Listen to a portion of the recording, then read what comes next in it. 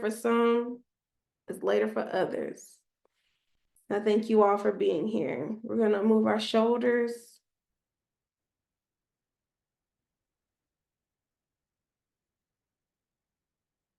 Our wrists.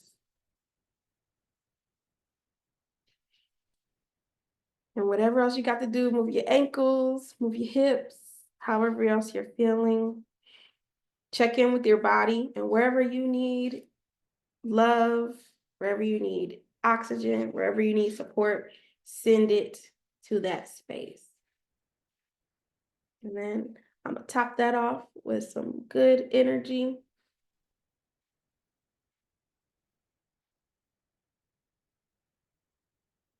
Give thanks. Give thanks. Thank you all. All right, again, I'll say I will be letting folks in as we talk today. And while it will be myself and Camille kind of leading this conversation, this is a dialogue, this is a conversation, this is us sharing information together, sharing our experiences. So while we are leading and guiding, we are not alone here. So please feel free to put your thoughts in the chat. I don't know what I'm doing with the screen, y'all. Okay, give me a second. So I want to just check in really quickly. If I change my camera, does it change for everybody? What's the view that you see right now? I just you talking, so it might be anchored on you, Luna. Oh, okay. So now it's just going to speaker view. Okay, I was just making sure. And then multi speaker, because I just see you too. So I just want people to be able to see us when we're talking. That makes sense. And I just want to make sure when the recording happens, it's all right. Okay, so I think we're good. All right, y'all, we're gonna go ahead and get started. I will continue to let folks in, but please continue to put your name, your location, what you do, how you be, how you see yourself in the chat. Thank you so much for coming here today. For those of you who do not know me, or this is your first time interacting with me, myself or Camille, my name is T. Luna, birth name Tyranny. Some people ask what that is. Luna is my spirit given name. And I am actually transitioning to my married name Amono at some point. So I'm still figuring out what my last name is going to be. But my name is T Luna, T or Luna. And I am the founder of Asase Duru Health and Wellness. And I also am the founding director of Motherland Birth Collective, which we'll talk a little bit about that at some point. And which is important because that is how Camille and I know each other more profoundly, right? We've in other birth groups together, but through our collective, we've been able to share in community with each other. And I'm so grateful. And so not only in this this webinar today, or whatever we're talking conversation today, also in the next one next week, we'll have other members from our collective join in conversation, because it's an amazing space to join and share all these beautiful things that we're doing in the US and on the continent.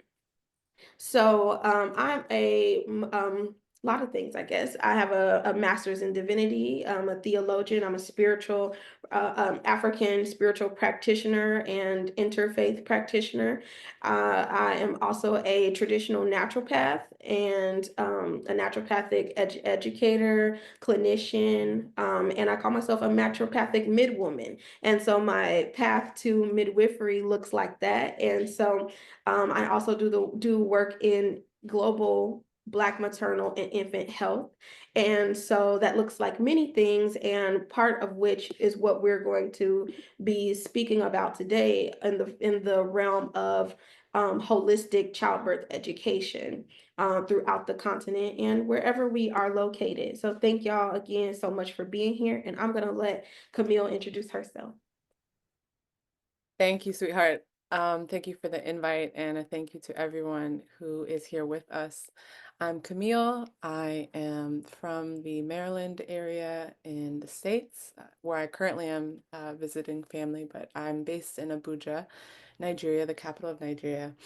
I've been there since 2019. I married a Nigerian who I met in the DMV and knew very around that time that I needed to leave the country and then live somewhere else. So I've loved living in Nigeria, and since then I've been able to, yeah, bring forth my calling of birth work. I'm a birth doula and a childbirth educator, and more recently realizing a facilitator, just a women's group facilitator, that yeah, working, just bringing moms and parents together and people who wouldn't necessarily call themselves birth workers, but are very vital to shaping the experience of birth in Nigeria. Um, and we're also working on a birthing center out of popular demand. The women are asking for it. It's something I've always wanted to do. And so we're slowly bringing that into fruition in Abuja. I love that.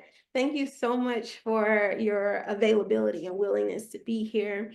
And I'm looking forward to all the many conversations that we all will continue to have. This is the first in this series, but I plan to invite everybody in the collective to talk about the beautiful things they're doing in their respective locations. And so, yeah, we're going to go ahead and get started. So, I'm so happy that you said something, Camille. And as I mentioned beforehand, in case anyone is just coming in, that this is going to be a conversation, it's going to be a dialogue. I do have some questions. Camille has some questions, but really, we're inviting you to share in conversation with us as we all have when we connect with each other doing the work in our areas, right? And some of you have connected with all of you at some point to have beautiful conversations. And I really thought, oh, what would it look like to have this conversation public, right? Almost like a podcast, but here, having it in an intimate space. So that's how we're going to do it. And so you said, due to popular demand. Hmm. That is a big one, Yeah. right? Um, Yeah. I was thinking about this, how I want us to really talk about, at least in this point, is that as foreigners coming into the continent, because that's really what we are, right? Like we want to believe that Mhm.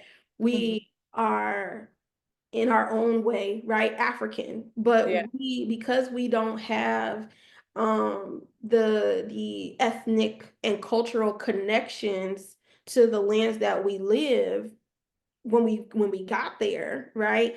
We have been welcomed into these spaces, right? And so we then have learned to allow the community to Yeah. inform us on how we can serve it better. That's when you said that. I'm like, yes, right. It's really that. So how do you feel? How's that come up for you in your time in Abuja? Thank you. I love this question so much. And we've talked about it before. Your approach matters so much. You can be as gifted and knowledgeable as possible, but how you enter the community and how you talk to people determines whether they can actually receive what you have to give them. Um, when I first became a doula in 2016, I did like a weekend program in Philly with Birth Arts International. I've always wanted to be a midwife, but I knew I didn't want to be a like surgical medical midwife. So I'm like, okay, as soon as I found out what a doula was, I did that. And then immediately started to attempt to do certification, had 3 births back to back in the DC area and was traumatized through every experience going to the nicest hospitals in DC with highly educated Black women, and we were all stunned with like none of this birth plan stuff works at all. And it was terrifying. And later started to do some programming, what is it, the birth sister program with Sister Midwife.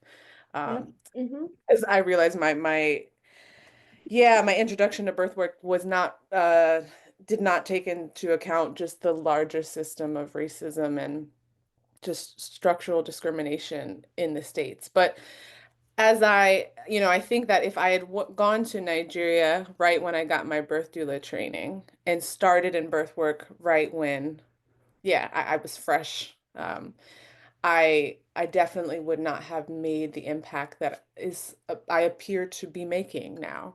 I showed up and I've always wanted to do a birth center. I was looking for birth doulas, couldn't find anyone.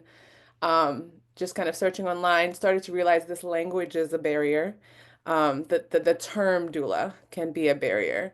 Um, and I think I was still kind of caught up in the identity of like, no, no, no, doula is the way you're going to engage with me. And I also understood, okay, there's these traditional birth attendants, like, okay, I want to get involved with them at some point, but I didn't understand how central they are to understanding how birth works, particularly in Nigeria. And over time, I was doing other just kind of consulting work, just trying to get my footing as a foreigner in a different country. And it was such an important, humbling process of like, you don't know what's going on.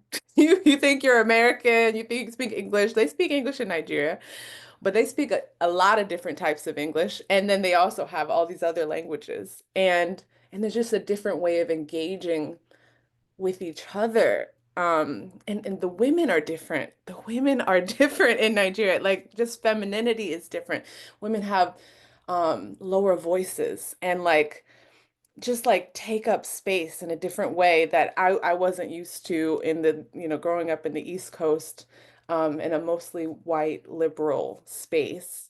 So I just had weird stuff I was bringing with me when I came over that I needed time and I needed years to really let go of. It helped to be married to a Nigerian where we're constantly like, I thought we were on the same page. I thought we were speaking the same language, but we're not. We're not. So in the home, I was able to really test out theories that I thought like, oh, what if I did this? And he's like, you sound like a little like a savior. Like, what's your deal? Like, just like maybe take some time and actually observe what's happening. And so, let's say I arrived in Nigeria. Actually, was it 2019? It might have even been before that. I'd been out of the country since 2017. As soon as Trump came into power, I left the country. I was in the UK, and then I was in Italy, and then I moved to Nigeria in 2019. And I didn't start my birth work until after I gave birth in Nigeria. Um, and that's when I'm like, okay, I think I've got a little bit of street cred because I've now given birth, in a hospital there. And it was when I'm going to the daycare center with my infant that I'm telling people I'm a doula, and they're like, okay, what is that? And I'm like, okay, well, I'm also a childbirth educator. I just kind of I hold women's hands as they walk through the process of pregnancy and postpartum. And they're like, oh, okay, we need that. Can you inform us about X, Y, and Z? And then someone opened up the space for me, donated their free space, and I started doing programming, and women came.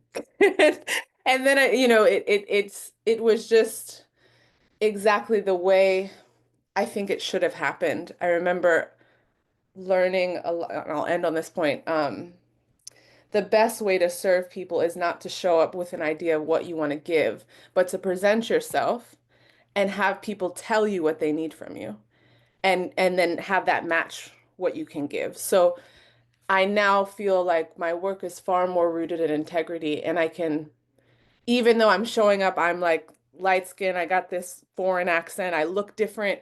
They're not really sure where to place me. But I know that everything's coming out of my mouth is just amplifying what the women told me to do. So I'm like, fine, if people are going to give me this added attention, let me at least be a platform or a microphone for these women.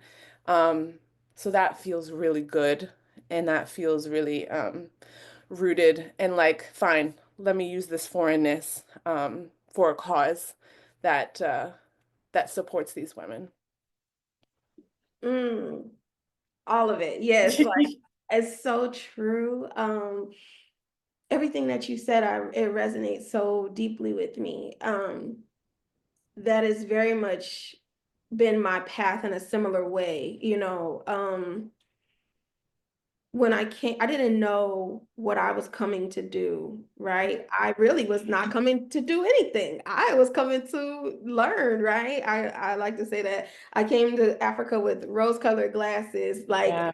that quickly said, Yeah. right? Because I was very hopeful that I would just go and be immersed into this culture and it teach me, but I was expecting it to teach me in the way that You want. realism, like, you know, like this Yeah. structured way. Oh, I somebody gets me to, I get an elder and I sit with them. Exactly. They teach me Yeah, this that's how it and all this works. stuff. Like, no, right? It's like you learn through experience and everything that from my experience being in Ghana, I've been in Ghana since 2021, Mhm. and it has taught me that everything in life is a teacher Yeah. and that you're gathering these lessons, you're learning this medicine every single day. Yeah. And everyone you come in contact with will teach you something. Yeah. And so when my coming into childbirth education in this way um, has been through falling in love with the women, Yeah. but not Yeah. because I'm in a relationship with a lot of women, which is Yeah. weird, right? Because like my experience in Ghana has been like women have their place, men have this place, but because of you're a foreigner, Yeah. you kind of get put in a place with men Yeah. because men mostly know English. Not a lot of Exactly. women know English where I live. Hmm. Men have the higher education. That's just because they don't value educating girls and women, right? Yeah. So I've been in with since the moment I got to Ghana, I was put in this in position with a lot of men, and I've been like trying to find my circle Yeah. of women, right? And it has taken time because the relationship between women is very intimate.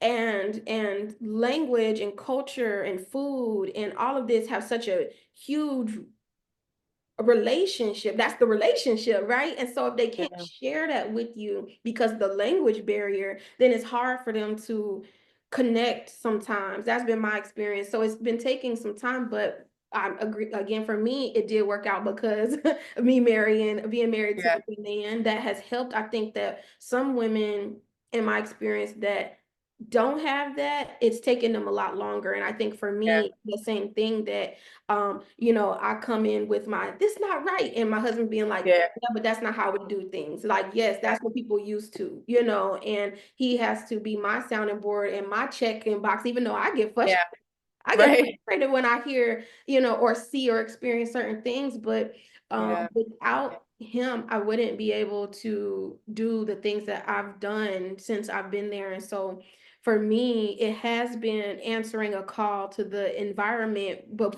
instead of like it's answering the call out of love instead of cowering out of fear, right? Instead of being like, oh, I'm only going to do things with diasporans, and not to not no shade, no tea, anybody who do that, they do it, it's a thing, right? But I don't have nothing against that. But I Hmm. feel like that happens out of fear.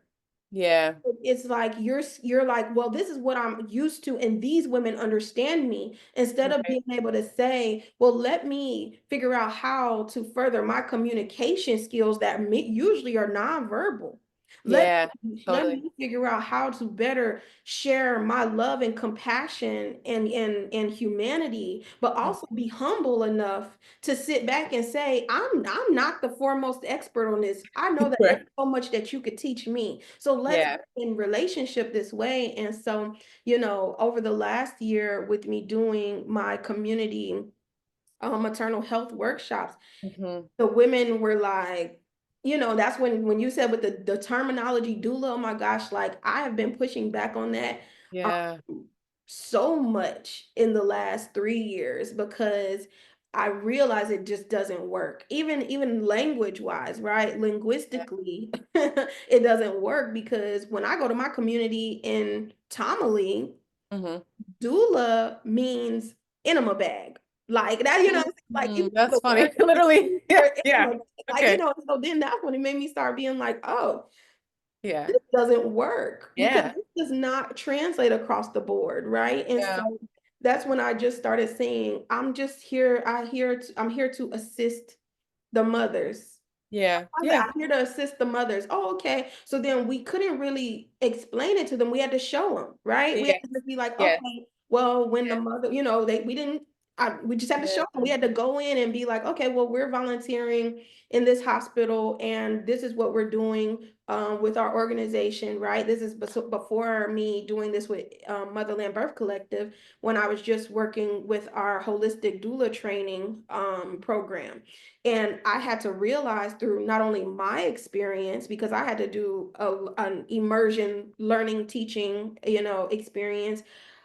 It was so traumatic. I was traumatized. Like I was Mhm. genuinely traumatized, and the trauma, the being so traumatized, like froze me for Yeah. quite a long time because I was like, how can I help these people? This is bigger than me. And that's how I felt. And Yeah. that's how I felt in America too. I'm like, whoa, Yeah. this is bigger than me. Like this feels so big. And there's so much for me to figure out and navigate. And so then as years went by and we were still, bringing our students and sitting with them and educating them, and then also talking to the midwives, right, the nurse midwives, and like being like having to say, and they're like watching us, right? It's like you can't explain, some of this stuff is just not verbal, but also it's not just that, it's that caring for people is a practical thing. You Mhm. can't just talk about it, right? And Yeah. so in African context, African people and indigenous people everywhere are practical people. Yes. And Very, very, all this very. theory that we be sitting with all the time don't work for them. It Okay. doesn't. But when you show them Yeah.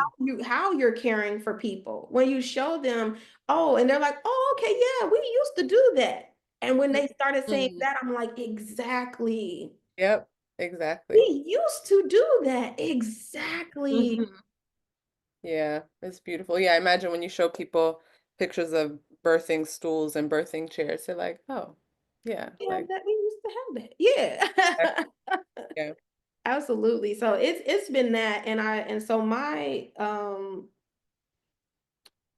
experience has really been about remembering, right? yeah, Showing them that you have this knowledge. I'm not really teaching yeah, you anything. I'm just reminding you that these things worked, right? I'm reminding you what your grandmas and the old ladies used to do. I'm reminding you yep, that we used to yep, love on the mamas and rub upon them and rub yeah, and hold their bellies and wrap their bellies. I'm reminding you. So if in my, I would say that to, and just to land this and then we can move on, that yeah.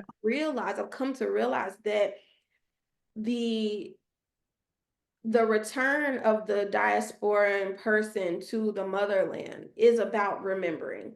That's it. It No, really is that. yeah, and not it's in bringing people along with that. Yeah, Because yeah, you're also trying to remember, but yeah, bring people into that so that you can join, you can do it in community. Because you don't know what will be the things that they kind of had disregarded. Like the other day, I run a group of the women that I support, and I'm texting them about moringa and baobab, and I'm like, do you know how much this stuff costs in America? I say that all And the like, you don't time. know what quality you're getting, and you people just are like, oh, this is just one of our soups that we eat daily. I'm like, do Yes, you know what kind of effect that has on your health? Like, can you imagine? Like, these are super, super, super foods. Like, we don't even know all the good things that they're doing. I mean, for your health, for pregnant women, for women in postpartum, for breastfeeding.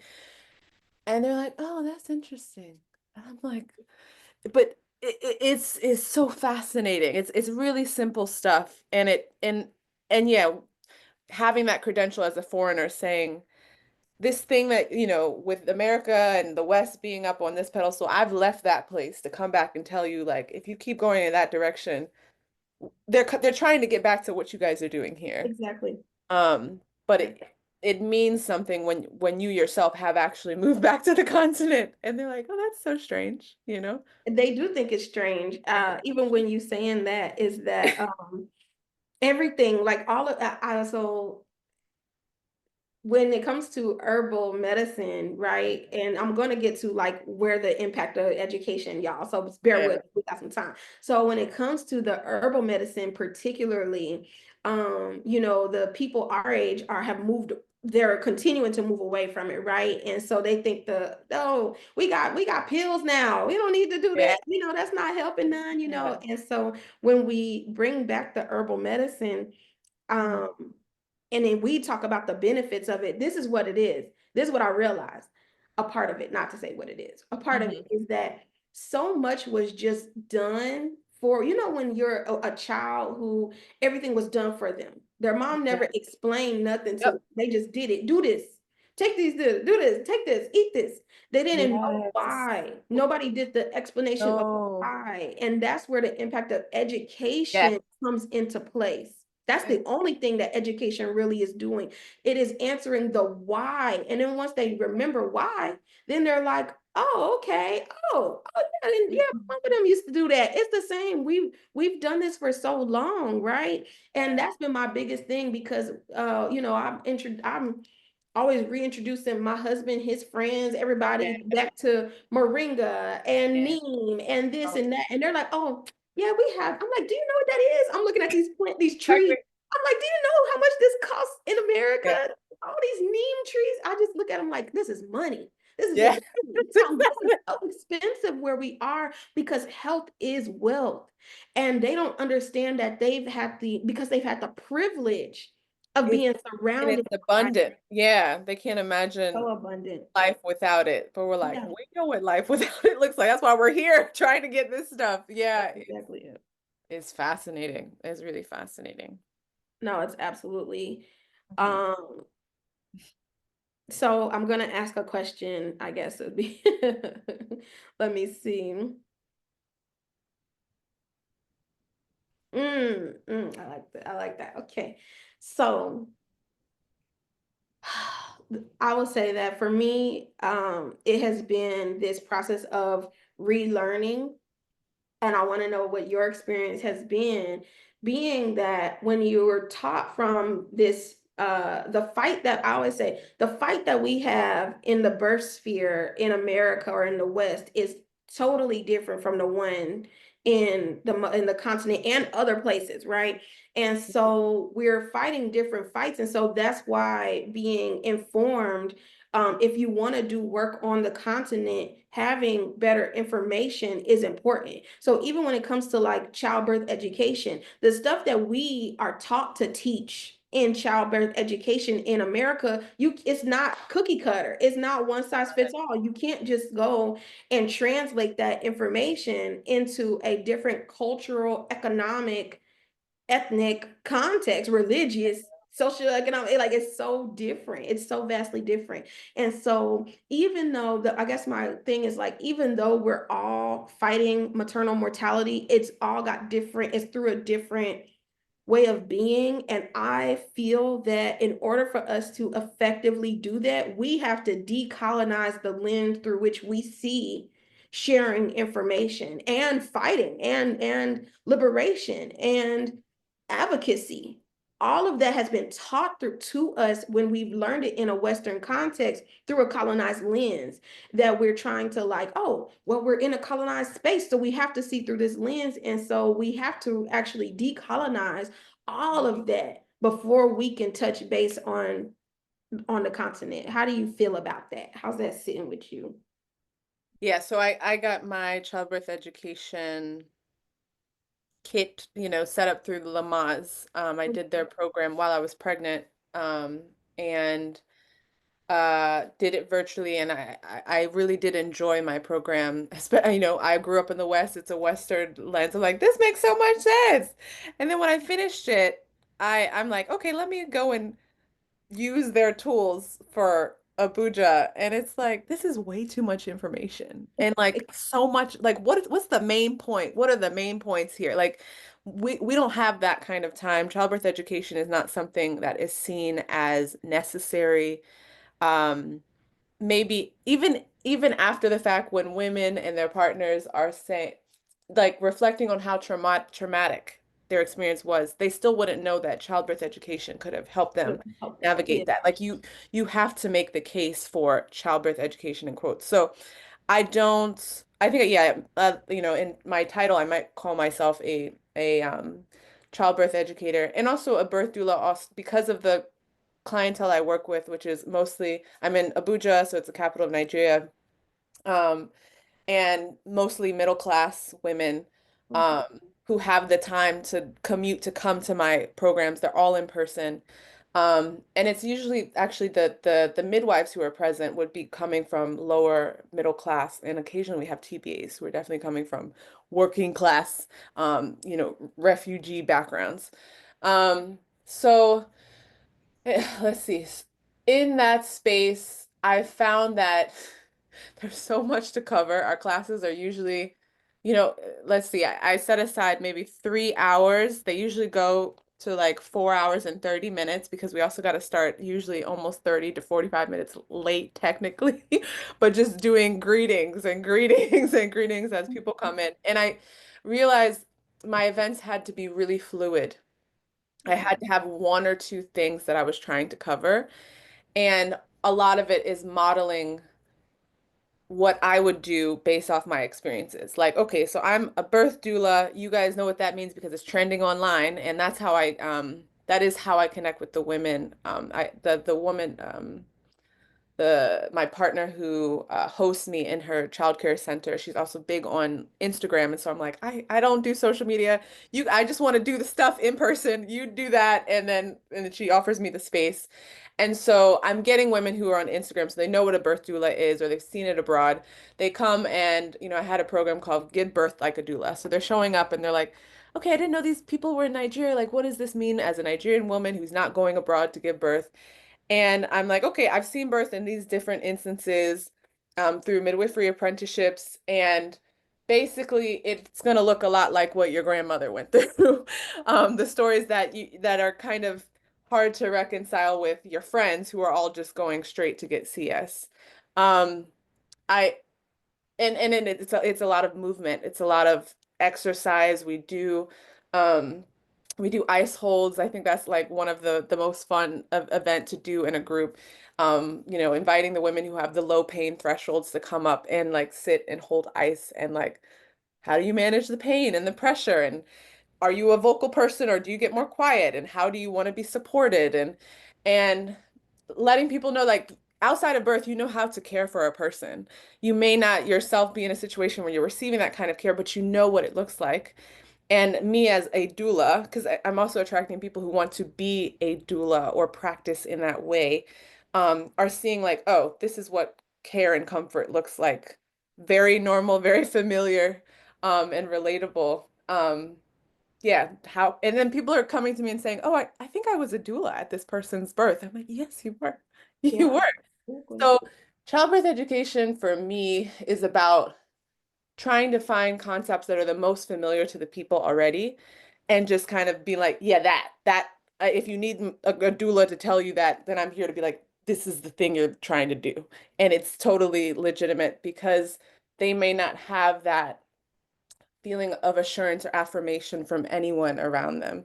I'm competing with husbands who, in our context, let's see, yeah, might be like, yeah, the breadwinners. But a lot of these women also are working women who could be also, contributing to their household. Their moms are probably pretty, what's the word like firm about how they want their grandchildren to be born and usually even if that the mother-in-law gave birth to 12 children in a room she will be saying you should do CS. Yeah. Oh yeah. Oh yeah. So you have to deal with that. Yeah. So we have to like get the mothers-in-law to come to our events to be like, hey, remember how you sought out a natural birth and that it actually became more and more intuitive to you? Yeah, we're going back to that because these are the consequences of your daughter or daughter-in-law just entering the system and like going with doctor's orders. And Mhm. I'm using a lot of yeah, I'm just kind of again, because a lot of these women, they're focused on what they're seeing online and abroad. I'm like, okay, then let me give you the alternative images. These are Black women. These are Nigerian women who are going to America to birth in a home. Yeah, Just like, wait, if you're going to America, wouldn't you go to the nicest hospital and yeah. the nicest CS and just trying to disrupt because all Mm, there's time for these people who I can't get to commit to for Lamaze. They're like, usually it's like a 6-week program and they're paying this much money. My classes are free. At one point, I tried to do donation based, but I'm not following up because I'm like, it's not the point right now. Birth work is not, don't come to the continent to try and make money off birth work. And listen, I'm not, yeah, that's not my approach. yeah. Yeah, my partner is the breadwinner. That works for us, because it's not about the sustainability can come at some point, but I think it's not like America where you can just kind of set up shop and just be like, okay, here's my business and pay this much. I don't think it's even very ethical to do that. And I don't, I maybe there's like 0.3% of my clients who are diasporans. They're all Nigerian women. So, um, yeah, childbirth education is about teaching women a logic of like, you are people who would never go to the hospital for anything else. Mhm. You have birth. Just because everyone else is going doesn't mean like you know it doesn't make sense to you. So I'm just trying to mirror that for them, and affirm that logic that's like, yeah, it is kind of weird that every time I go, they want to scan me or they want to put something inside me, and that I feel embarrassed asking questions about my body. That is kind of weird. Like, okay, are there other alternatives? Like, so yeah, that's me. I wonder what childbirth education is looking like for you. And I know you also do programming with midwives, which I also just started doing, and it's new for me. But it is different. There's no training that I think I could even seek out that would prepare me to be a birth advocate for these people. You really have to respond to what their questions are, and that's what guides the curriculum. Mhm. Mhm. Yeah, I mean, it's I have found, so I agree with you, like, so I don't monetize birth work stuff, right? Yeah. I monetize my educational things, but I don't monetize the service because for me, this is my work in the world. This is my Yeah. mission. This is my ministry. And so I've not ever been good at it. I've never been good at at charging people for something that I believe is their human right to Yeah. have compassionate care. So for me, my experience has been educating the local midwives, not TBAs, because I Yeah. haven't really gotten any contact too many with they're really low key. I'm about to find some. Yeah. I'm so excited. It's so great. Yeah. But I've literally spent years looking for TBAs and it's very hard to find because of all the different things around that. But my local nurse midwives, I've been working with them for a couple of years, but this last year, it has been very intentional and Mhm. it has been everything that you said. Like they're shocked, right? They're like the amount of shock that the nurse midwives have is shocking to me because I'm like, who stripped this from you? Who told you that you shouldn't be compassionate and loving Right. to That there's to time or this woman, no matter her socioeconomic background or whatever, right? Because that's what you find that there's a lot of prejudice because while we don't have racism, we definitely have prejudice. And it really yeah. is, if she's a poor teen mom, she get treated one way. If she's Mhm. got some money, she get treated another. If she has some money, she probably is getting an elective C-section. Yep. Yeah. And if not, then she having that baby. If she's having this baby, she's probably doing it alone. They're gonna, they don't care. They're not like it's just the lack of compassion in a lot of the spaces. And I'm grateful because it's not all spaces. And the only place that has given me that hope is I've started working at this small clinic and they actually do counter pressure and all these beautiful little Oh, things, and they have a yeah, low transfer rate and all of this, and yeah, I'm so proud of them. It gave me so much hope. It was like, yeah, oh, I'm not fighting again. Like I'm not pushing upstream. Like, I feel like I'm just pushing a boulder upstream sometimes. Like I don't even know if this is actually making an impact for real. And that has been a big question and concern, which is also what you said. Like it then allows me to ask more questions. I become more curious and yeah. say, well, then what else can I do? If Mhm. I'm not secure in this actually being Yeah, beneficial to the people, what else can I do?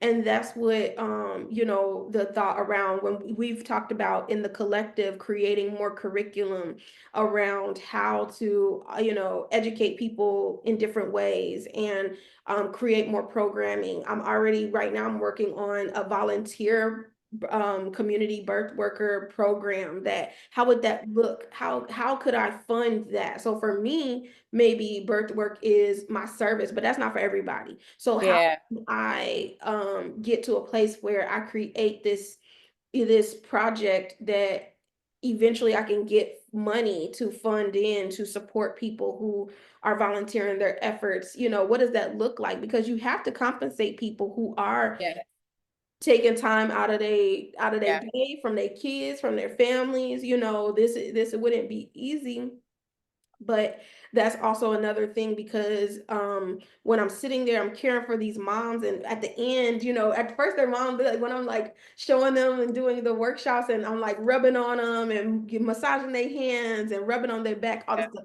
they're like, oh, all the other moms looking like, yeah. What? Yeah, like they're just so like in it, and I'm just like, yeah, and I'm like, yeah, get your husband to massage you, yeah, get your sister, and they're like, okay. And afterwards, how they're just like, thank you, thank you, thank you, and they're like wanting to know more. I'm really figuring out what's more. What is that next place of resources, so mhm, that when I'm done with the educational component, how can I then be of service in the yeah, community and actually make a greater impact? That's my next question. That's my next journey.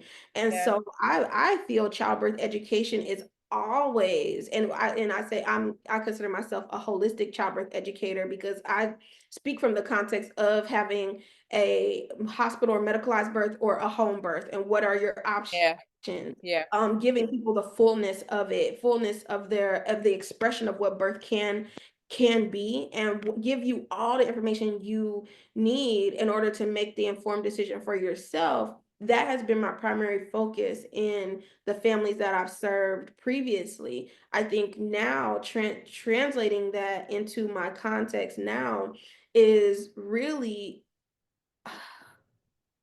it really is like how to bring more love into the pregnancy experience. That's really what I've seen. If the one thing that I've observed the most is that there's just a lack of compassion for pregnant women. But yeah, after they have the baby, it's like, oh, now we're going to care about you. yeah. There's That's the postpartum stuff yeah, don't even matter to us. Like the way that we be, we're so yeah, focused on postpartum, it doesn't matter there. They have beautiful postpartum totally. experiences. They're totally wrapped in care and support. Yeah, But pregnancy, it's like I get that culturally, which I honor. We don't talk about being pregnant. You see a woman big as a house, ain't you no don't mention conversation it at about it. all. You're not asking her, girl, hey, can I rub your feet? Like none of that is happening. Yeah, There's no compassion being really given to pregnant women, and I think that's my biggest struggle. And so, how to bring that into mhm, a space and that yeah, there is more care being given to them. And mm, yeah, yeah, for sure. Yeah, that's and then also in the birthing experience, right? And I was thinking about this. I just took my neonatal resuscitation class, and okay. I'm excited, I'm grateful, because this journey into midwifery is always like informing me. I'm like, and the only reason I'm becoming a midwife, y'all, is from my birth experiences in Ghana. Yeah, I didn't care to be a midwife for real. I was mm, oh, is that what I want to do? I don't know. But yeah, attending births in Ghana taught me the how important it was for me to go on this path to answer this calling, because the sacredness of birth has to be reinstated. And the only way for me to do that is to utilize having the authority to do so. Yeah. That's Yeah. I just want to create have the authority to create safe spaces for people to Yeah. do their thing. That's it. That's the only reason. Like that's really it, you know. So Yeah. that has been really the holistic education for me. And just like you said, that timing, oh, that is it. When I have my workshops, I'm like, all right, what time is it? I already know that we're probably going to be a little late. I already, Yeah. you know, my biggest thing is like getting in there, having the support from the teams, educating Yeah. the midwives and the families. So that's kind of how Yeah. I do mine. I do my midwives in one session. I do the families in a second session, or moms Right. rather, most of the time. And then I come back and reinstate the midwives, because mine is a train to trainer concept. So I Right. do like, oh, I've done this practice with y'all, and now we're going to do it. Like we're going to practice it. And then I had my last training, I had one of the midwives who'd taken the training, I had her facilitate, and I assisted her. Yeah, it was exciting. I Well was, done. Well done. That's how you know that the information is getting through. That's yes. fantastic. And Yes, yes. So all those things that we just gather, you know, and that's why I say it has to be decolonized, because from a colonized space, I'm the authority. I'm the trainer. I have all the knowledge and education, right. and my thoughts and things are all that matters. And you need to Yeah. replicate this. Just everything that I say, you need to replicate it. And what Yeah. you're realizing is that Africa has been colonized, right? And so now the medical arena is acting just like that. That Oh, so they're not using any sense of intuition. They're it not. ju- it- people just turn it off. And it's fascinating to me because I'm like, if you see the way a Nigerian woman can handle herself in the market, just like negotiating food, whatever for her family, or just on the street and like anywhere but in the hospital. And I'm always like, you guys are like fierce women. But Yeah, there's something that happens that was it the white coat syndrome or something, I think, people in the West will call it. And yeah, we all know it happens, but it's just letting them know like they're running this game on you and you it's can a opt game. out. You can Yeah, opt straight out. up. Um and yeah, one thing I want to clarify is that I think as a foreigner who we tend to have more access to these resources, being able to take these amazing trainings, our education is important. Mhm. Being highly educated is important, but it doesn't mean that you then deliver that same package to these women. I see it more as like Yes, best case scenario, you can kind of imitate just like a wise woman who's just I'm sat in this space, you're now present, bring your questions, and also let's try to activate the knowledge within all of us. right. Um, and I think there are things, growing up in the States and like being a part of Black student unions and being aware of things like Black consciousness. I've there have been times when I've tried to bring that abroad and it doesn't relate because they're like, we've always had Black presidents. Like, I don't really understand. We Like, black. like Are black. it's less about the optics and it's about the content, like content of your character and stuff. So, um, but I there are certain when it comes to decolonizational like thinking and programming, I've noticed that even in how I set up the rooms, there is no front. We always sit in a circle. You Yeah. don't, and if we have panelists, you don't know who they are but I just suddenly call this person next to you who's like now going to share their story. So you're like, are they a panelist or are they just kind of a woman like me who just came? So like the authoritative knowledge thing is totally dispersed. Like it just it throws people off how we run our events. And that's something I'm like, okay, I've learned that from just facilitation and stuff I've learned in the States that this stuff has been studied to make people feel comfortable. So bringing that kind of strategic knowledge to, yeah, just help people relax. Because yeah, also even this concept of like relaxing in life in life is particularly I think in the clientele I'm working with in Abuja, work, it's becoming more Western in the sense of like life is about working. Um, Yes. there's still like investments in like obviously family and food, I think are valued far more than in America. And that's why I live in Nigeria and I want to raise my kids there and I plan to die there. Like that's the place. And I hope my Yes. family continues to stay on the continent because there's just integrated value systems that we just can't, it's really hard to replicate here in America. Um, So but they true. do need help relaxing. They Hmm. do need help understanding that, yes, white, I'm this modern woman or whatever, but um, yeah, it's not sustainable. They don't know that yet in a way. These are kind of new concepts that are being um, that people are starting to buy into. Again, like this thing about CS, it's a status symbol. It's Hmm. thought that if you can pay for it, you should be doing it. And it really has been taught that it's easier for women. It's only Hmm. now that it's starting to come out that it's not the easy route. And that's even why the husbands and the moms-in-law are suggesting it for their daughters because they want them to have the easy path. Yeah. And as you were saying earlier on, natural birth was something that was just happening, but they didn't explain why it was so important. So then it was easy to kind of be dismissed the moment that you have this new intervention. So now we're having to compete with, just maybe a decade or so of just, and in the imagery of like, no, but childbirth is so hectic. So when you show people just even a white woman birthing in water, they're like, interesting. And then you show them a black woman birthing in water. And then you show them a Nigerian woman or a Ghanaian woman birthing in water on the continents. They're like, huh, okay. Yeah. Like, this is fascinating. Like, this could be me. I Yeah. didn't know this was an option for me. Yeah, I feel like I'm rambling, but just Oh, just you're fine. to share those points. Oh, okay. Yeah, yeah, yeah. Yeah. So what was shared here, and this is from the context of South Africa.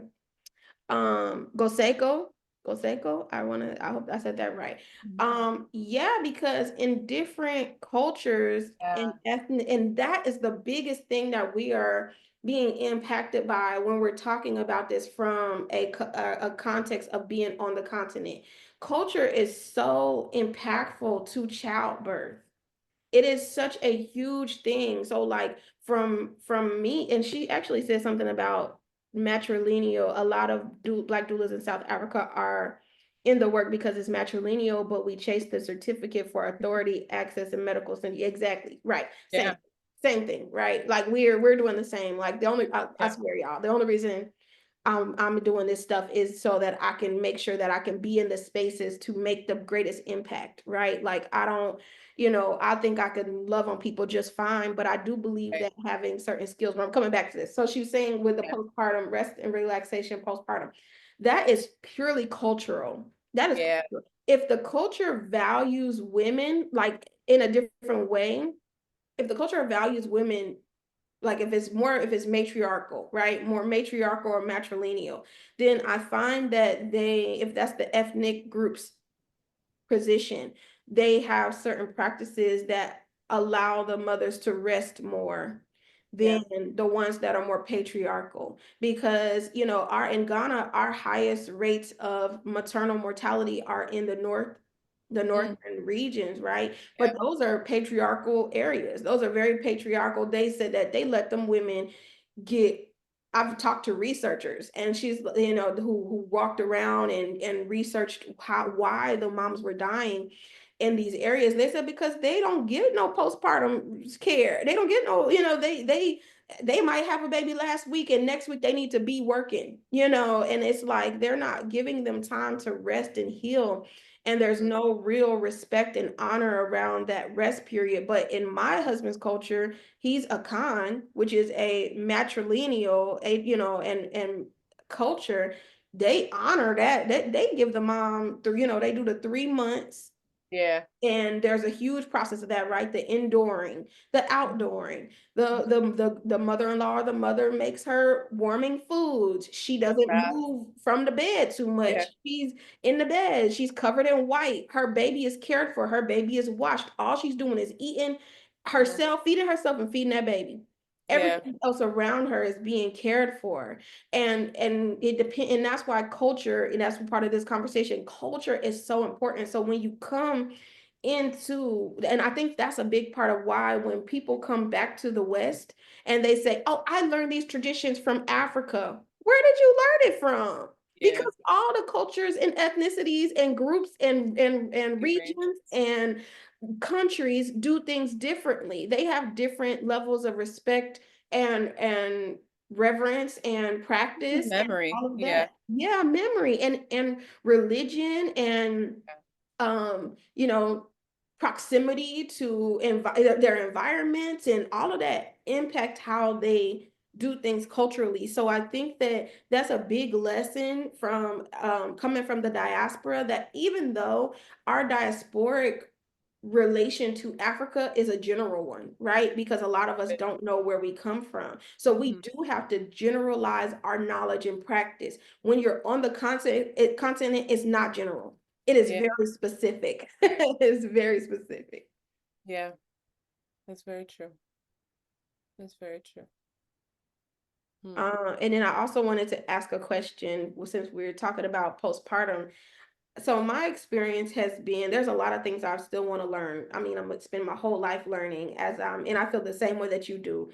This is my home. I'm staying Yeah, here. I already know where I'm gonna be buried. Like we already got, exactly. don't send me back. I just told my siblings that don't send me back. I don't Yeah, care what happened. I'm going, so but what I'm finding is that, again, like I said, like a lot of the stuff is just passed down through experience, through observation, through just being in relationship to, I'll ask a lot of questions. I ask a lot of questions to my mother-in-law, who I have to mhm, communicate through my husband because I don't speak yeah, fine. She don't speak a lot of English. And so I'm like, so what's that, Ma? Like, what is that? yeah, Like, oh, well, this is this. And so why do you do that? And she's like, oh, I don't know why. Like, and that's a lot of exactly. it. They didn't ask questions. That age group don't ask no questions. They No, no, no, no. to do it. You're not allowed to. It's not, no, no, you Yeah. don't have the right. You're not old enough. You Maybe are. when you're 80 or 90, maybe you can ask, but then the people you would ask have gone. So, Yeah, that no, part. no, That part. you, Yeah. So yeah, that's what I've learned a lot, is that I have to put the pieces together a lot culturally and like herbally and just as my learning process. And we also have to then understand, if that's the context through which people have always done it that way. That's exactly right. yeah, Like they don't know why. Who knows why? It might not even be alive. Like, yeah, so yeah, just do it. So me, I'll be like, okay, well, y'all use it for this. So it must mean that it is high in this. You know what I mean? Like, and it'll be like, okay, you use it for this, then it must mean that it's because of this, right? So I'm always like, totally. and that's what you said about us having education and knowledge is important, because then Yeah, we can kind of put those pieces together. So as exactly. we're sharing this Yeah, indigenous knowledge, we can put it together in a way that is tangible, but also because we come from a place that's highly theory and there yeah. is highly practical. So in Mhm. theory, you ask questions, in practicality, you just do. It's true. Somebody It's teach you something, you do it. That's what it is. So we're in this space of merging, yeah. and that's how I see us as educators, Mm, merging these concepts in yeah, both theory and practice, yeah, and so that they can benefit the whole, so that we can truly change the trajectory of Black birthing folks globally. That's yeah. it. That's where I feel. It's true. It's Yeah. a really privileged position, and it's one of Yeah. service. Um, it's really one of service. Yeah, we have this. It's not the like, okay, there's the obvious privilege of, okay, you come from the West, but beyond that, in that space, it's a liminal space, where you kind of have a pass on both sides. So it's like, what are you going to do with that privilege that's been given to you? Absolutely. 'Cause you can do a lot for people if Absolutely. you're rooted in service. Yeah. Oh, absolutely. That's really it. I've seen I've seen more people not care, like, than I've seen people care. And I keep saying, I'm like, I try not to be on this pedestal, because I don't think I have any right to be on any pedestal, but because I've been immersed in my relationship to how I've been in Ghana, like I've only just started interacting with diasporan people. That Yeah. it Right.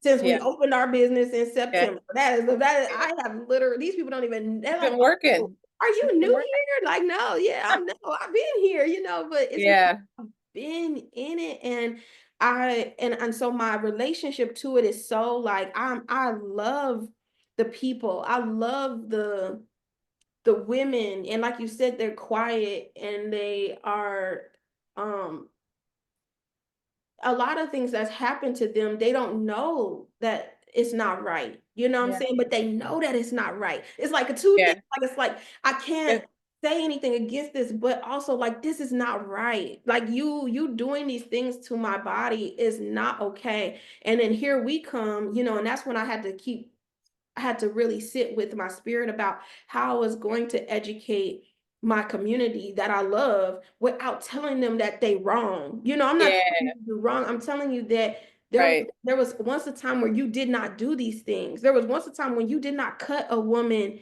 and not Yeah. care about what that was going to do and how that was going to impact her long term. There was once a time when you touched her, Yeah. when you put your hands on her and touched her belly and didn't just treat her like she was nothing, you Yeah. assisted her. And that's all we are doing. Hmm. That's all we are doing to bring that remembrance back. um Mm. I'm gonna read what she Yeah. said. Yeah. Yeah. Mhm. Beautiful. When we sit and listen to the indigenous birth-related words and terms that we use daily, the process and meaning behind a ritual comes to light. My mother tongue is beautifully and deeply descriptive, but everyday Yeah. use and pronunciation hides the meaning. Very much so, Yeah. very much so. And I think that that's the call to us coming back home, that we need to have a sense of humility and Mm. respect to understand that there is something deeper here that we got to learn too, Exactly. and I always say, like, I don't have no choice but to learn the language. It might take me forever, Yeah. but But yeah. by 10, 20 years, I should have Yeah. it down, because there is so much wisdom that they can't share. There's no Yeah. translation for it. How we Exactly. gonna get it? So go ahead. Sorry. That's no, Yeah. that. Yeah, there's no way for us to get it. There is information that's indigenous to them that is a level of intelligence that we have yet to even put our finger on, that we are babies to, and I've picked that up very clearly. I'm like, oh, we are baby to this, like, on both spiritual intelligence and indigenous intelligence and knowledge that is so ancestral that it's not lost to us. We can get it again, but it will take, it's more than a 6-week course. You know what I'm saying? Like, it's a lifetime of sitting with elders to build trust. Yeah. And there's just things that they're gonna have to show us, and I think that's where um my passion for education comes into place. How, and I guess I'll just transition to that. Like, my passion for creating educational spaces did not come from um me saying, oh, I want to create this course, right? My course Yeah. material came from responding to the needs of folks that I'm in relationship to, whether that is on the continent, making certain things ancestral. That's so Yeah. true. Translation for menstruation is moon. Yeah, exactly. And so it's like, oh, not only am I responding to those in my community, whether it's in the collective, whether it's people that I Yeah. meet who say, oh, I want to learn more about what you're doing, just as you said, right? When you're like, Yeah. yeah, they want to know more, they want to train more, they want to do this, but so much of those educational things are inaccessible to them, right? They're expensive, or they're not present on the ground, whatever the case may be. So that's again thing that beckoned me to begin more curriculum development and sharing things. Yeah. And then also bringing into this context of my experience from a global perspective, right? So it was like, oh well, I love this, I live it. I didn't think I had to say anything, and so my mentor was like, girl, do you know what you got that people Mhm. want and people need? And so it really was a challenge. I promise you, from this webinar to the next webinar to the courses to the people that I'm bringing on Yeah. to bring in the courses, to talk and facilitate in the courses, it's a challenge. It's a challenge because we just doing the work. We're not understanding that what we're supposed to both do and bring, be that bridge that you're saying, right? It's like we're educating people. If you only take so my course, and I'm going to share. I know Mhm. we don't have no podcast. We just This is why we're here. This is how Yeah. Oh, you're right though. We might get there. We might get there. Who knows? Yeah. I think that if you have something you want to share, I would love for you to share. And I'm going to share that, if you go to AYD Healwell, AYDHealwell.org. That's just my upcoming training, and that is holistic childbirth education and community health education from the context that I come from the experience that I come from, the information. Some folks here have taken my very early course. I've really transformed it so much so, but even they could share that some of that content, like, you're not going to learn anywhere else. You're not going to learn. I really, when I sat with why I was feeling called by my community to teach another childbirth educators course, like, it was Yeah. so easy to be like, girl, just go to there's so many people doing this, I don't have to do this, Mhm. right? Mhm. But I realized I had to ask spirit, like, what is it that I'm sharing that is different from anyone else? And that's kind of where I came from with it, talking from different experiences, incorporating different values. So, and it's so funny because I'm going to be I'm going to start working with the university that in my area, University of Cape Coast, and the dean of the maternal the midwifery college. She was Yeah. like, oh, I need to bring you in to Yeah. teach. She said, I'm gonna bring you in to teach that stuff about Huge. intersex and transgender and stuff. Cause, and mind you, Wow. this woman had just met me, and she was like, Yeah, I'm but she's bring like, you "Come in on, because come when I on teach down." it, the kids don't believe it, but if they hear it coming from you with your Yeah. accent, they'll Yeah. understand where Right. it's coming from, and so I thought that was so interesting. So that Mm. is a part, these components. I'm like, you don't even know me, lady, but those are components that I speak from, because I feel like, and from, an indigenous, traditional, spiritual, expansive, Mhm. incorporating all these things into our practice, but not for you to say, here, take what I did and now Yeah. reiterate that. Rather, this is the context that I've come from, because I've been informed by my life's experiences. What Yeah. is the context that you come from, that your life experiences have informed you? That's kind of how my Yeah. educational model is, because I feel like not feel, I say that, like, your experience makes you an expertise in what Yeah. is that an expert in what you need to share, right? And so that's just how I teach it. I'm like, here, I'm gonna give you all that I can give you, but also your challenge is to then figure out what is your community asking from you, and Exactly. that is what you go out and give to the world. And I'm really proud of how that has built over time, and Yeah. even more so what it is becoming. And as I continue to become, so shall the offerings that I do in the world. So if anybody has any questions or want to take my course, I put the website in the link, I mean, in the chat. And also, I do have a space for folks who are on the continent. They can pay it's in Ghana cedis, and whatever that translates to your to your currency, because I couldn't translate all the currencies. But that was also a request from my community, that folks on the continent wanted to take these courses too. I don't need to charge you all this money that isn't related to you. I really want to give you the information, and I would do it for free. But I got bills, and really a lot of no, just but a lot of it is that the funding that goes into my courses actually goes into my service. So it allows us to continue to offer free education for the communities that we serve, both the ones that I serve in Ghana and also those in the collective. Well done. Well done. Well done. I have a quick question for you. Like, I think that as okay, yeah, as Westerners, and people who are doing community development, what we might see our counterparts doing is this thing, they fall victim to mission creep. They're like, I'm gonna do this, but then they do other things, and then they're doing 1,000 things, and none of them well. And Yeah. I see it even, yeah, I see it in Nigerian organizations.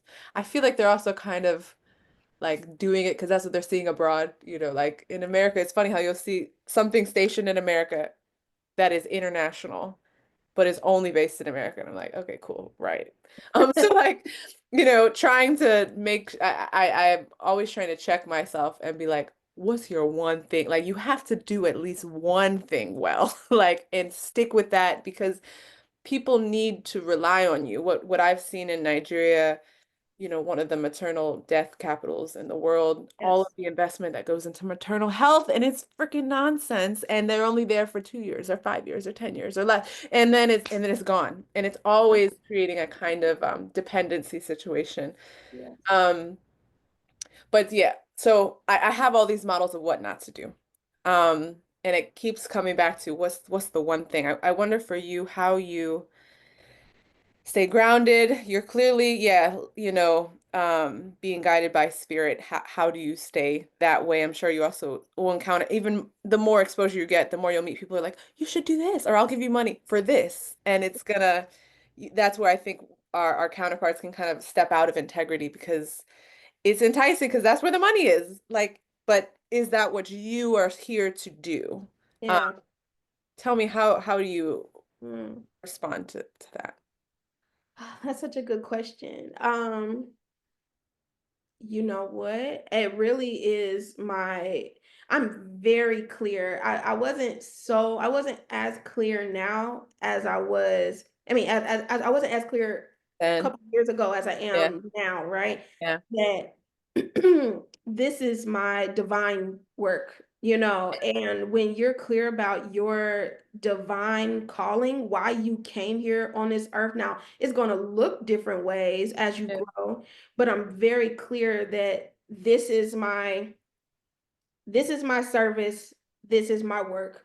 And when I got and a lot of that has been through practice of my spiritual practice, right? And so I have a very inclusive and expansive African spiritual practice, but that has a Christian foundation, right? I was raised Christian. My background is in theology and biblical studies, and I did not know when I was feeling called to birth work how that would really mesh, right? Right. But my theological formation um allowed me to ask myself, what am I called to do in the world every day for 3 years? You know what I'm saying? And so when I got out, I was just like, I just want to help people, right? And so I had to get clear on what was my help.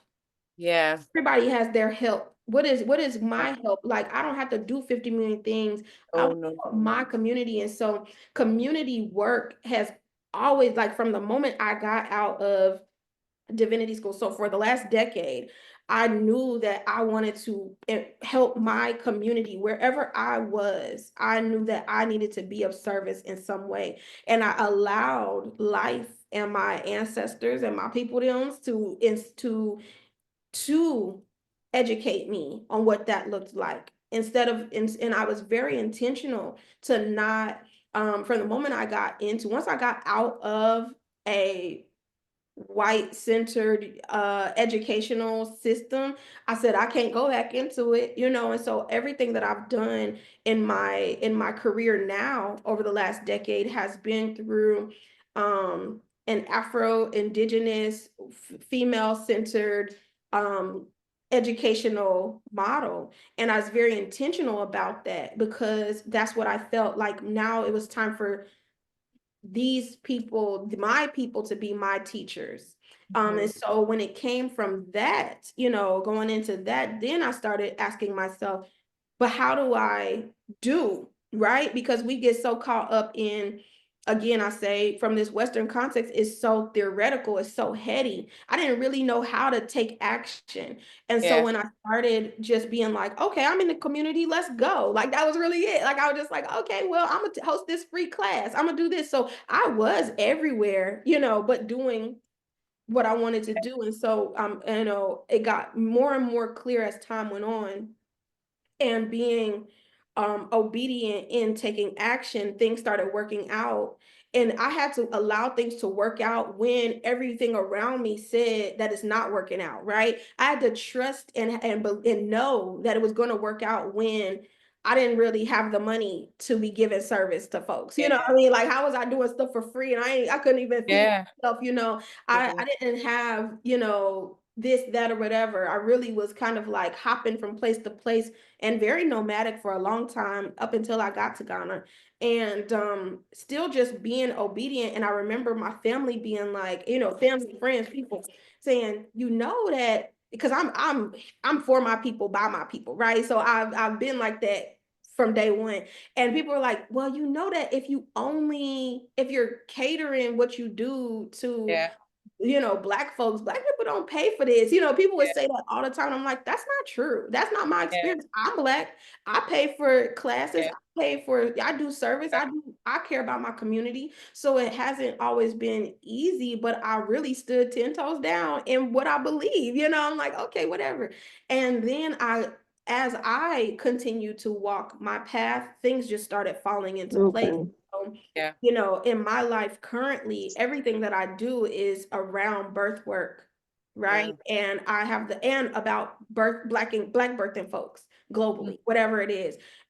I know that's not I know that's not Yeah. everybody's work, right? I'm here for people needing to outsource to bring in, you know what I'm saying? And there's nothing wrong with that.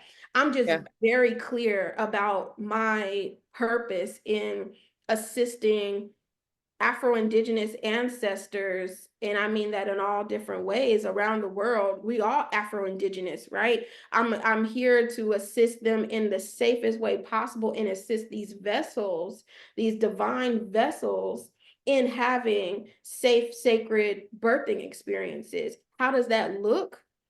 And then I just do whatever that looks like in the time that doesn't look too woo woo for people and don't scare people off. And I Yeah. don't, and it doesn't like make it not tangible, make it not, palpable to people and their personal experiences.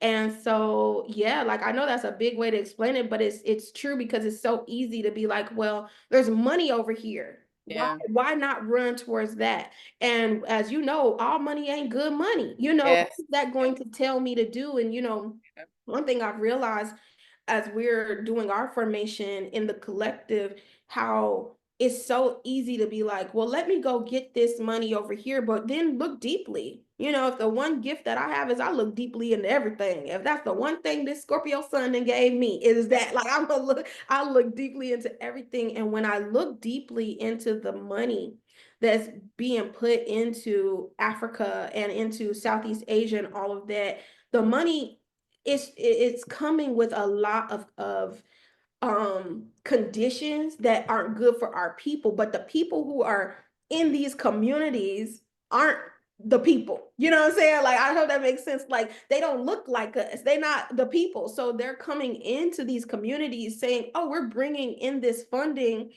and at the cost of what?" When the highest state of funding that's happening in Africa and in Asia is sterilizing. It's sterilization, right?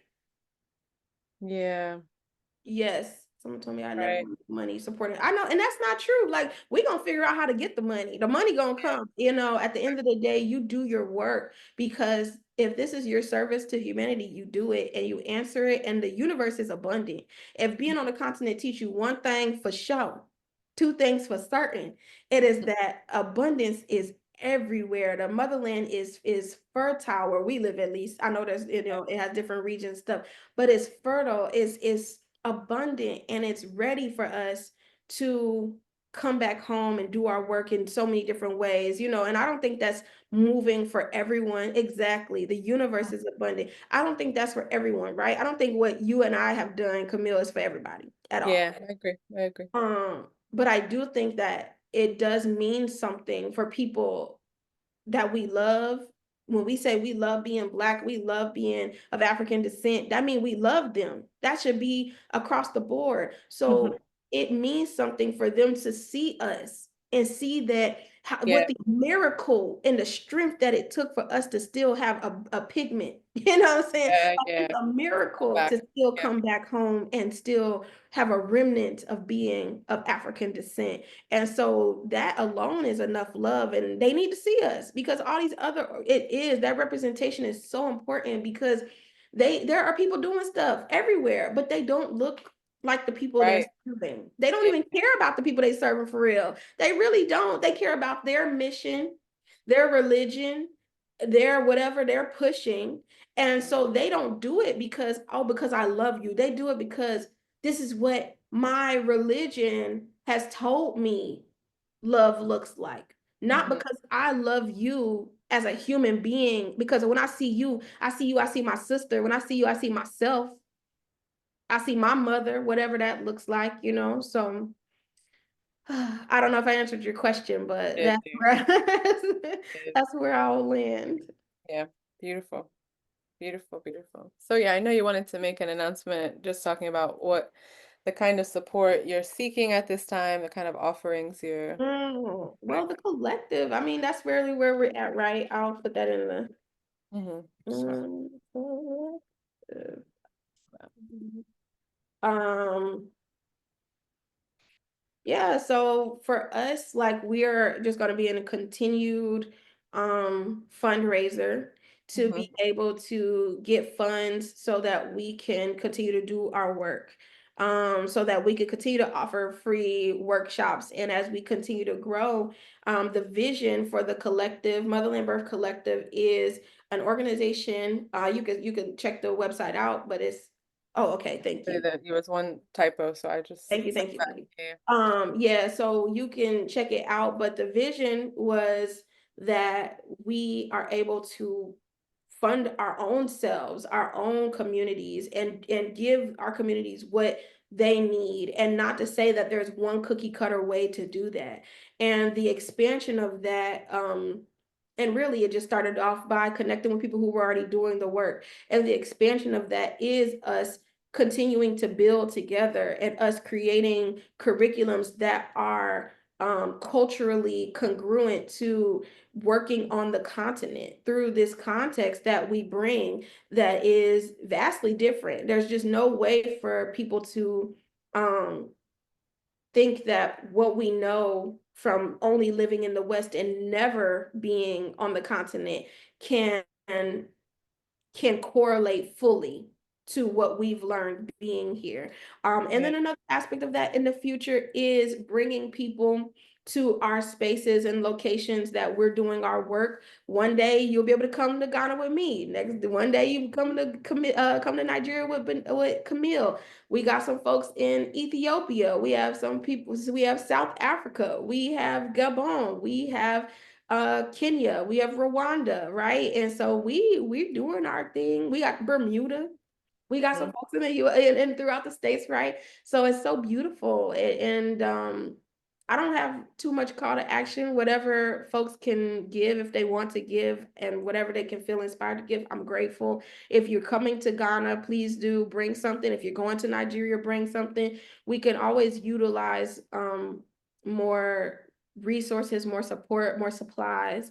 And that's what the funding goes towards. It goes towards offering free educational opportunities for people. Mine include feeding people. Do you feed folks when they come to your We workshop? do potlucks. We do potlucks. Okay. So yeah, I bring yeah, but I also do handle transport for the midwives and the You teachers. handle transport, right? So say yes.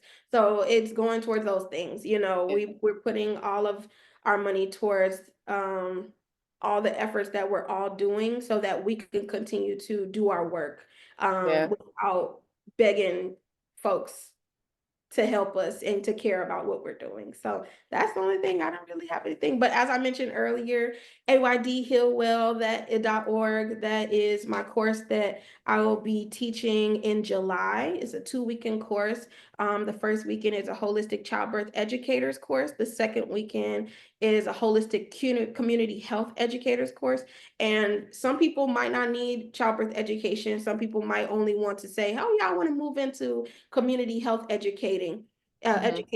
Then you can do both weekends or separate weekends. And right now we are on discounted prices until June. So thank y'all. That's all I got to say. What you You're got so going on? What you welcome. need to put out there? We're kind of we're underground a little bit. Everything we do, I tend to not do very much virtual stuff, just because I don't like being on my computer. I'm a mom and I hate online. I hate online. I just think it extracts, but I love it for the connections that we can do here. So, in Abuja, I run the Pregnant Lady Potluck, which is our meetups that we do monthly, and that's run through my partner, Raising ID. That's her page. So Raising ID. She yeah, she's a mom influencer, and I'm like, cool, you do that well. Just like maybe you can mention us every so often so you can see some of the programming we've done there. And I'm just trying to, yeah, raise money for Bertha's House, which is the birth center, midwife-led, doula-supported, freestanding birth center that we're opening in Abuja, by God's grace later this year. So that's my one thing. I'm trying to really streamline everything to that. And yeah, soon we'll start to look into training. So yeah, I'm definitely going to be looking into your own training for our staff and just moms that want to become more educated to know how they can be an advocate back to the community. So yeah, we're looking for people who can provide trainings to us, and Oh, maybe. I'll come to Nigeria and do it in Yes, person, yes, girl. yes, I'll yes, do yeah. it. We're Oh, just trying to get our space together so we can even host people we. and be like, look, we can, if you can get to Nigeria, we can feed you and house you if you're willing to share your knowledge, because the women are super hungry for this information and just really genuinely touched that there are people who are invested in that this type of work even exists, that this is Yeah. something that you can live your life doing.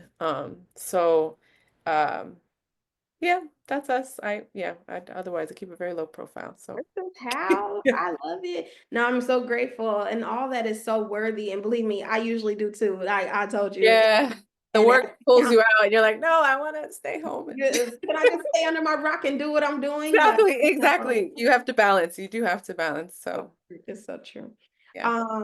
We are so grateful, y'all. I think we even went over time a little bit, but we are so grateful that y'all sat here and been with us. And we are going to, I don't know Yeah. how Ask often. if there's any questions. I Yeah, don't. yeah, yeah. Yeah. I don't know if there was any questions. We would love to open the floor for questions if y'all have time. Feel free. Okay. My email. I'll put my WhatsApp 132607. My WhatsApp. Okay. Yes, yes. Yeah. Okay. And yeah, we can hold on, but like what is my WhatsApp? That's the Yeah. Right. Yeah. Which well, number? yeah, just y'all can email me. Email me if you have any questions. If you want to join the collective, you please do. Yes, Yasmin. I don't have a question. I just I'm just really delighted that this conversation is taking place.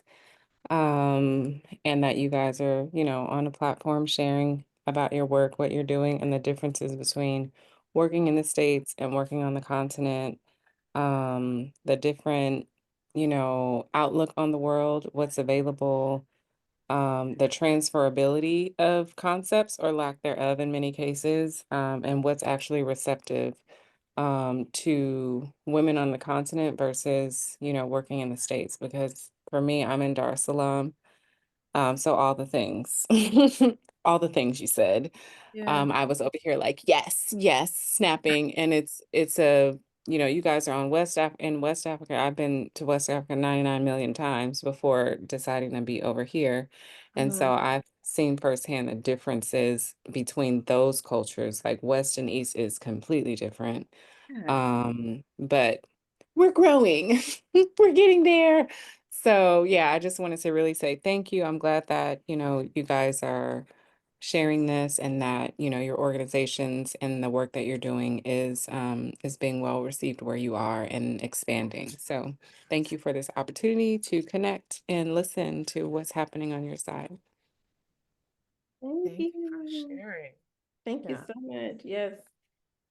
If y'all, I did put that you can email nbcdoulas@gmail.com for an application to apply for the collective Yeah. here. Yeah. Thank you, Yasmin. Maybe drop your email, Yasmin. Like, wow, I can Mhm. only imagine all that you've seen as well. It's I just so know. fascinating. Yeah. Even within Nigeria, like It's so people are different. gonna be practicing in very many different ways. So, and then yeah, Mhm. across West Africa and stuff, there's a lot of information to be shared and learn from each other and Absolutely. yeah, tips to trade to see, okay, you want to try this out? Maybe this can work for you guys. Yeah. Yeah. And Yasmin, we sorry to cut you off, Camille, when she was Okay. talking. We actually did a training with a training around female genital mutilation. Right. Remember, and how to support moms who have experienced that. We did that in January as a part of the collective. And so those are things we're going to continue to do because and the reason why that's in our collective is because that is very unique to our experience working on the continent, right? It's like you would never had to have a training about that working with moms in in America, really, for real. But we have encountered these things. It is a thing. It is a thing. Yeah. So we got a training which was it was a lot. It was very heavy and deep. And we're really grateful for that. And we will definitely probably invite her again to Yeah. do a training again. And so yeah, so definitely join us. We'll continue to do things. And if when you're in the collective, we try to provide more resources. We try to continue different conversations. We're really in the middle of like building stuff. We're figuring that out, just so that we can really support each other in the work that we're doing. And then also in any courses that I teach, and I like to ask if anybody else teaches, that if you're a member of the collective that you get a discount. I don't enforce it when other people have their classes, but I do ask that because we supposed to be helping each other. So if anybody else has anything to say, thank y'all so much for coming. I'm so grateful. Y'all feel free, please do if you can make time for next month's call. That's on June 13th, same time. And we will be inviting a few of our facilitators who are doing work in their different areas and hopefully even more. I really would like to get Melise, who is a male midwife in Ethiopia. So if he can make it, it would be really great. All right, y'all. So much love to y'all. Oh, I'm just recording all the. Mm. Good. All right, y'all.